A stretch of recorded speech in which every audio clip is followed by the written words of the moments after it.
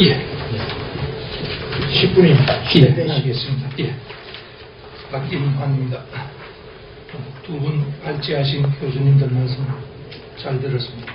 좀 많이 배웠습니다. 특히 뒤에 발표하신 우리 김영봉 교수님께서 왕도 정치가 그 좌파라고 하는 그런 또 새로운 시각으로 아주 참신하게 느끼셨습니다. 우리가 법치를 마치 나쁘게 보기 위한 그 도구로서 동양의 왕도 정치, 그전에는 왕도가 최고라고도 저도 잠시 생각을 했었는데 그런 측면이 있겠구나. 또 그런 대타협이나 통합을 부르짖고 있지만 통합의 전제가 되는 갈등이라는 게 꼭 통합으로 해결될 거린가. 차라리 존재를 인정을 하고 관리만 해나가자. 그런 표현도 참 좋은 것 같습니다. 우리가 무작정 통합이라는 주제에만 얽매여서 억지로 통합을 되지도 않은 걸 통합하려고 정력과 시간을 낭비하다 보니까 통합에서 안 될 사람을 통합의 틀로 끌어놓고 그래서 통합할 것이 아니라 관리하자라는 점에서 참 좋은 말씀인 것 같습니다. 마지막에 대통령이 서서히 시퍼렇게 돼서 국회의원들이 벌벌 떨게 하자는 표현도 요즘 식으로 말하면 우리 유권자 국민들이 가장 좀 시원하게 하는 그런 표현인 것 같습니다. 또 짧은 시간이니까 저는 또 전공이 법학이기 때문에 주로 검찰개혁, 사법개혁에 관해서만 초점을 맞추겠습니다. 먼저 발표하신 또 김상현 교수님 다 저도 동의합니다만 기본적으로 우선 검찰하고 크게 사법개혁을 조금 나눈다면 검찰개혁에서는 기본적으로 최근 개혁 방향은 막강한 검찰 권력, 무소불위의 권력이라고 교수님은 표현하셨는데 에 대한 통제나 견제, 수사권 조정처럼 검사들이 너무 설친다 그런 측면을 또 두고 있습니다. 그 반면에 과거 국민의 정부나 참여정부 때는 오히려 검찰개혁의 초점은 검찰의 중립성, 독립성을 확보한다. 근데 어떤 권력에 대해서 독립성, 중립성을 강조하게 되면은 그 권력은 또 남용하게 될 우려가 있기 때문에 사실 검찰 권력을 통제해야 된다는 필요성하고 정치적 독립성, 중립성을 줘야 된다는 두 가지 요구는 사실은 직접적으로 충동하는 두 가지 태제일 것 같습니다. 검찰권을 통제해야 된다는 측면, 또 검찰권의 중립성과 독립성을 줘야 된다는 이 두 가지 요구를 어떻게 조합할 것인가. 결국 정치와 검찰의 상호관계가 문제가 아닌가 하면 저는 그렇게 보여집니다. 한 가지 예로 우리 김상현 교수님은 검찰청법 8조에 법무부 장관은 정치인입니다. 거기에 대해서 검찰총장은 검사입니다. 그 두 사람의 관계를 사실은 구체적 사건에 대해서는 지휘감독하는 규정을 없애라. 저도 충분히 동의는 합니다. 정치인이 검찰총장에게 지휘감독을 없애서 개정하는 그런 방향도 동의를 합니다만 실제로 아까 말씀드린 참여정부, 국민의 정부에서 천정배 법무장관의 예를 한번 들어보겠습니다. 이 양반은 시민운동도 하고 또 국회의원을 오래 해서 참여정부 당시에 법무장관까지 했습니다. 근데 이 양반이 국회의원 시절에는 아까 똑같은 논리로 구체적 사건에 있어서 법무장관이 검찰총장에 대해서 수사지휘 감독권을 폐지해야 된다고 주장을 했습니다. 그런데 막상 본인이 장관이 되고 나서는 여러분도 아시다시피 2005년도 강정구 교수 구속수사, 대공 국가보안법과 관련해서 구속수사와 관련해서는 바로 수사지휘 감독을 폐지해야 된다고 주장했던 그 양반이 바로 구체적 사건에 있어서 우리나라 사법사상 최초로 수사지휘권을 발동을 해서 구속을 못하게 했습니다. 이게 바로 직접 부딪히는 바로 그런 모순이죠. 그래서 사실은 바로 정치와 검찰과의 관계에서 어느 쪽을 어떻게 둘 것이냐 참 딜레마입니다. 한쪽으로 탁 일도 양단으로 할 수 없는 그런 사례로 보여줍니다만 거꾸로 보면 정치의 검찰에 대한 개입 못지않게 검찰의 정치 개입도 사실은 우려되고 있다는 전제를 저는 말씀드리고 싶습니다. 예를 들어서 검찰 수사에 경쟁적으로 의존하는 정치, 가장 검찰을 불신하는 정치권이 일만 생기면 무조건 검찰에 고소 고발하죠. 검찰을 불신한다고 하면서도 맨날 고소 고발하고, 그러면 어떤 데는 국회의원, 대통령직도 종국적으로는 검찰의 손에 달려있다. 선거법 위반으로 무효돼 버리면 대통령도 날아간다.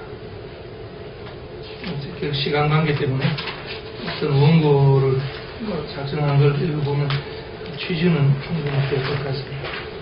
하여튼 그래서 정치와 검찰 관계를 어떻게 둘 것인가 문제라 그런 화두만 던지고 나머지 구체적인 내용, 특히 우리 김 교수님께서는 기소권에 대한 적정 통제로서 기소권에 대한 견제장치, 미국식 배심제도나 기소배심이나 일본식 심사회, 검찰 심사회도 말씀드렸는데, 저는 거꾸로 기소 편의주의에 대한, 왜냐하면 검찰은 구속에서 잡아넣기도 하지만 구속에서 잡아넣어야 될 사람을 잡아넣지 않고 봐주는 측면이 또 있습니다. 그 부분이 기소 편의주의라는 표현했었는데, 기소 독점주의, 억울한 사람을 잡아넣어서도 안 되지만 나쁜 사람을 잡아넣지 않아서는 또 안 되는 그 통제 부분을 저는 좀 강조하고 싶습니다. 그렇다면 그 부분은 오히려 검찰 심사회 제도라는 것은 오히려 불기소했을 때, 불기소해서는 안 된다, 기소하라는 제도도 한 가지 좀 더 보완을 하는 것이 어떤가. 억울한 사람 구속하지 말라는 것뿐만 아니라 그 반대 쪽에 있는 것도 말씀드리고, 시간 관계상 이제 마지막 법원에 대해서는 기본적으로 사법기관 전체에 대한 신뢰가 달려있기 때문에 저는 딴 건 없다고 봅니다. 기본적으로 정관예우 문제를 해결해야 됩니다. 극단적인 예를 들어서 안 되겠습니다만 최근 법원장 출신 변호사들이 나오면요, 저도 이런 말씀 드리면 저도 법조계에 있었기 때문에 한 3년 내에 50억을 벌어야 된다는 목표를 세웁니다. 현실에. 그렇기 때문에 대형 로펌에 들어가면 연봉 10억입니다. 우리 국민들 알면 뒤로 자빠집니다. 그래서 연봉 10억짜리를 5년간 일하면 50억을 법니다. 그러면 이 양반이 고민을 합니다. 한 3년 만에 그냥 한 50억 벌고 때리칠 것인가? 법무법인의 대형 로펌에 들어가면 5년간 하면은 정관예우 약발이 떨어지면 그만둬야 되죠. 그 사이에서 저울질합니다. 그 정관예우의 현상 때문에 이번 정권 초기 때죠. 감사원장 후보로 지명되었던 전직 검찰 고위공무원 출신이 청와대 사정수석 비서관을 마치고 잠시 법무법인에 취직했습니다. 취직했다가 인사청문회 감사원장으로 지명되었을 때 청문회에서 밝혀진 게 연봉 10억 원이었죠. 그때 결국 그 양반은 그것 때문에 본인 말로는 억울하게 낙마를 했지요. 나는 세금 다 냈는데 신고를 해서 연봉 10억 받기로 했는데 왜 그래? 그렇지만 우리 국민은 연봉 10억이 뭐냐, 연봉 1,000만 원도 안 되는 우리 젊은 세대, 다시 말해서 이런 정관예우 같은 문제는 사법부 스스로는 고칠 수가 없습니다. 따지면 여기서 저도 적었습니다만 이제 법원이나 검찰 개혁은 법원이나 사법 질서 체제 내에서 고친다는 건 저는 불가능하다고. 정치도 마찬가지입니다. 아까 말씀하신 것처럼 지금 국회 하는 거 보십시오.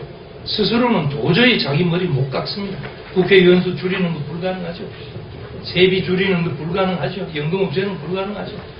다시 말해서 사법개혁 자체도 사법부 자체로는 불가능하다. 그래서 저는 아주 쉽게 정관예우를 없애려면 우선 형사사건에 한해서라도 수임료 상한제. 저는 왜 형사사건이에요? 형사사건은 당사자가 돈 버는 사건이 아닙니다. 아시다시피. 도둑질하면 도둑으로 재판받아야 되고 도둑질 안 했으면 무죄죠. 거기에 무슨 돈이 들어갑니까? 필요합니까? 그래서 선진국에서는 대부분의 형사사건은 국선으로 처리를 하고 있는 게 현실입니다. 왜냐하면 이익을 보는 게 없기 때문에. 민사재판은 손해배상을 해서 10억을 받고 20억을 받으니까 거기에 대해서 선봉보수를 떼주는데, 무죄를 받으면 무죄를 받아야 될 사람이 당연히 무죄를 받는데 뭐가 선봉입니까? 유죄를 받으면 당연히 유죄가 받아야 될 사람은 유죄를 받는데 무엇이 선봉이라고 선봉보수를 주는지. 선봉보수는 또 여러분 기가 막힙니다. 제가 가까이 있는 동료들 얘기로는 최근에 검사들도 사법부에 재판에 올라가는 경우도 있습니다. 현직 검사 월급이 500만 원 남짓입니다. 이 양반이 현직에 있으면서도 자기 법률 문제가 돼 있으니까 변호사를 쓰는 검사가. 변호사 비용이 1억입니다. 현직 검사가. 최근에 언론에 난 그 분 중에 한 분인데 착수금 500에 아니 5천만 원에 무죄로 구속되지 않으면 5천만 원. 국민들이 사실은 알아야 돼요.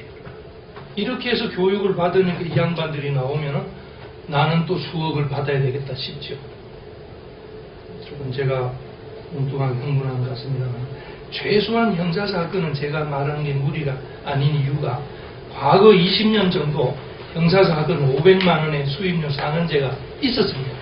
근데 IMF 당시에 신자유주의 물결이 들어오면서 엉뚱하게 경제의 자유가 논리를 잘못 확산시키는 바람에 우리 한국에서 아주 좋았던 20년 동안 아무런 문제 없이 진행되던 제도를 수임료 상한제를 없애버리는 바람에 전관예우는 민사사건에 전관예우 없습니다. 여러분 아시죠? 형사사건에서 들어갈 사람 끌어내는데 전관예우가 필요하잖아요. 그래서 최소한 형사사건에라도 전관예우를 없애버리면 수임료를 한 500만 원 정도로 상한을 둔다거나, 선봉보수에 대해서는 옛날부터 사실은 금지를 했어야 돼요. 무죄는 당연히 죄가 없어서 무죄인데 뭘 선봉이라고 보느냐. 거기다 부가가치세도 붙인다. 적어도 형사사건에는 창출되는 부가이익이 없습니다. 그렇지 않습니까? 이런 단순한 논리를 IMF 당시에 신자유주의 시장경제 원리 뭐 어쩌고 저쩌고 여기 또 변명도 다 써놨어요. 영업의 자유 최대한 이익 추구. 딱 한 가지만 읽어드리고 마치겠습니다. 변호사법의 2조에 의하면 변호사는 공공성을 지닌 법률 전문직으로서 기본권을 옹호하고 사회정의를 실현한다. 변호사들은 이걸 내세웁니다. 그 뒤에 건 숨깁니다. 변호사 윤리규칙 제2조에 의하면 변호사는 권세 아침하지하고 여기까지는 좋습니다. 그 뒤에를 보십시오. 밑줄 그으십시오. 재물을 탐하지 아니하고. 변호사 윤리규칙에 나옵니다. 사생활에서도 호화와 사치를 피하고. 변호사들이 이거 알면 큰일 납니다. 검소한 생활로 타의 모범이 되어야 합니다. 변호사 윤리규칙이 있어요. 근데 변호사들은 자기들이 공공성을 내세우면서는 변호사법 1조만 내세우지 윤리규칙 2조에 대해서는 입을 꽉 다물고 있습니다. 결국 법조 내부에서 맡길 것이 아니라 우리가 20년 동안 있었던 제도를 되살려서라고 최소한 형사사건에만큼은 오토바이에 돈이 없어서 훔친 도둑놈이 변호사 선임료가 어디 있습니까? 집 팔아가지고 변호사 사람 말입니다. 이거 하나라도 제대로 고치면 저는 사법개혁은 제대로 된다. 바로 전관예우제 방지하고, 나머지 장차관급 법조인 대법원 판사 출신이 변호사하고 안 하고 하는 것도 결국은 여기 파생되는 거죠. 그 양반들이 하면 돈을 많이 버니까. 다시 말해서 그 돈이 많이 버는 도리를 딱 끊어주면은 전관예우를 끊는 것이 아니라 수임료에서 딱 끊어줘 버리면 대법원장 출신이 치사하게 500만 원 벌기 위해서 하지는 않겠죠. 그러면 자연히 그분들도 변호사가 안 하겠죠. 그렇게 해서 여러 가지 쓴 것도 있습니다만 시간 됐죠. 예, 좀 지났습니다. 그냥 제발 우리 여러분들이 여론을 일으켜서 형사 사건에는 수임료를 과다하게 받지 않도록 재벌들 수억 원을 주고 파렴치범을 그 무죄로 만들고 하는 이 구조를 깨버려야 되지. 나머지 디테일한 법조문 몇 개 바꿔가지고는 사법개혁이 불가능하다고 보여지는 게 결론입니다. 네, 마치겠습니다.